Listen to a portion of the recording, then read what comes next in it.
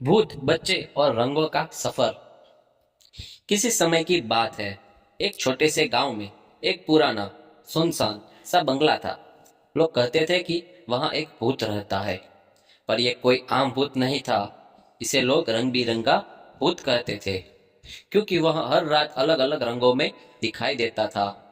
कभी लाल, कभी नीला, कभी हरा, तो कभी इंद्रधनुष जैसा। गांव के बच्चे इस भूत को लेकर बहुत उत्सुक थे। वे रात में घर की छत पर जाकर उसे देखने की कोशिश करते, लेकिन वह भूत केवल उन लोगों को दिखाई देता था जिनके दिल में डर नहीं होता। गांव के बुजुर्ग बताते थे कि यह भूत असल में एक पेंटर था। वह दुनिया को रंगों से सजाने में यकीन रखता था। उसकी कला इतनी अनोखी थी कि लोग उसकी बनाई तस्वीरों को देखकर खुश हो जाते। लेकिन एक दिन गांव में भारी तूफान आया और उसकी कला को नुकसान पहुंचाया। वह इतना दुखी हुआ कि उसने खुद को उसी बंगले में बंद कर लिया और वहीं उसकी आत्मा रह गई। एक दिन गांव के चार बच्चे, नीना, रोहित, समीर और जोया, ने तय किया कि वे उस भूत से मिलेंगे। अगर वह सच में पेंटर है तो उसे डरने की नहीं, दोस्ती की जरूरत है। नीना ने कहा। रात को चारे बच्चे चुपके से उस बंगले में गए। अंदर घना अंधेरा था, लेकिन जैसे ही वे मुख्य कमरे में पहुंचे, एक हल्की रोशनी दिखाई दी। सामने रंग बिरंगा भूत खड़ा था। भूत ने बच्चों को देखा और मुस्कुराया। तुम लोग डरते नहीं हो? उसने पूछा। नहीं, क्योंकि आप खतरनाक नहीं लगते, रोहित ने कहा।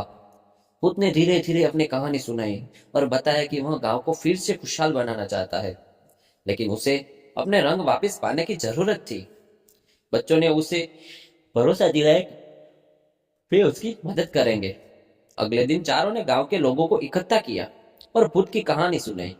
गांव वाले पहले तो डर गए, लेकिन जब बच्चों ने समझाया कि भूत का मकसद नेक है, तो वे सहमत हो गए। गांव वालों ने भूत के पुराने ब्रश और रंग खोजने में मदद की। भूत ने खुशी खुशी गांव के हर कोने को अपनी कला से सजाया। दीवारों पर सुंदर चित्र, पेड़ों पर अनोखे डिजाइन और सड़कों पर रंगीन पैटर्न बनाकर उसने गांव को एक जादुई स्थान में बदल दिया। एक भूत का काम पूरा हुआ तो उसने कहा, अब मैं अपनी अधूरी कला पूरी कर चुका हूँ। मुझे मुक्त होने का समय आ गया है।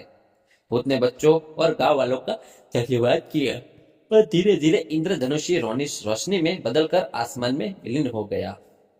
गांव अब रंग बिरंगा गांव कहलाने लगा। उस भूत की कहानी बच्चों के दिलों में हमेशा के लिए सब बस गई। उसका सबक यही था कि कला का कोई अंत नहीं और दोस्ती का कोई डर नहीं।